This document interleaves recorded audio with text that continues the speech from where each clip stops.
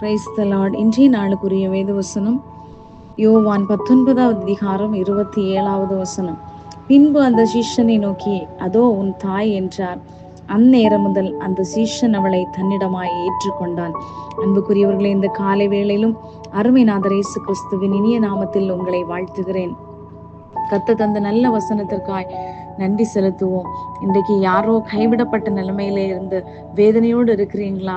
உங்களுக்கு ஒரு தாயாய், தகப்பனாய், நல்ல தோழனாய் இருப்பதற்காய் கர்த்தர் இருக்கிறார். நீங்கள் கவலைப்படாதீர்கள். இந்த வசனத்திலே சொல்லப்பட்டிருக்கிற சூழ்நிலை அத்தனையும் அநேகம் பேர் அல்ல, கர்த்தருடைய பிள்ளைகள் வேதத்தை வாசிக்கிறவர்களுக்கு இந்த சூழ்நிலை தெரிந்தது. கர்த்தர் சிலுவை மரணத்துக்கு முன்பதாக அந்த தாயை பொறுப்பான ஒரு மகனிடத்திலே ஒப்பு கொடுக்கிறார். காரணம், அவர் பொறுப்புள்ள தகப்பன். அவருக்கு வேதனை என்றால் என்ன என்பது தெரியும். பிரிவினின் மூலம் வருகிறதான வேதனை என்ன என்பது அவருக்கு தெரிந்திருந்தபடியால், அந்த பிரிவினை தெரியாமல் இருக்கும்படியால் தனக்கு இத்தனை நாட்கள்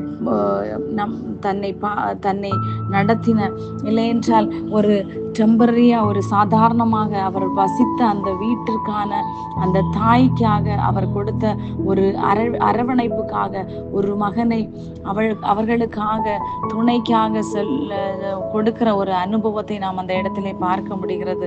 அன்புக்குரியவர்களே, இந்த வேளையிலும் கூட யாராவது கைவிடப்பட்டு போய்விட்டேன், என்னை நேசிக்க யாரும் இல்லை என்று இருக்கீங்களா? அவர் நமக்கு இருக்கிற தகப்பன். அவர் பொறுப்புள்ள தகப்பனாய் நம்மை ஏற்றுக்கொள்ள ஏது நேரத்திலும் யார் நம்மை கைவிட்டாலும் அவர் கைவிடாத தேவனாய், நான் உன்னை விட்டு விலகுவதும் இல்லை, உன்னை கைவிடுவதும் இல்லை என்று கர்த்தர் வாக்கு கொடுத்திருக்கிறார்.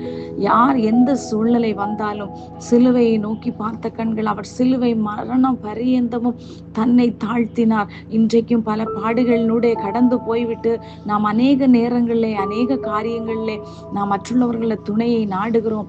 அந்த துணை எப்படிப்பட்டது? அது எல்லாம் தற்காலிகமானது. ஆனால் இன்றைக்கும் கர்த்தர் நம்மோடு கூட இருந்து அவர் செய்யும் காரியங்கள் தக்க வேளையிலே பயங்கரமாய் இருக்கிறது. இன்றைக்கு பிரிவினையின் பாதையிலே, வேதனையின் பாதையிலே போய்கொண்டிருக்க அருமையான தாயே, தகப்பனே, அருமையான சகோதரங்களே, கர்த்தர் உங்களுக்கு சொல்லுகிறார்.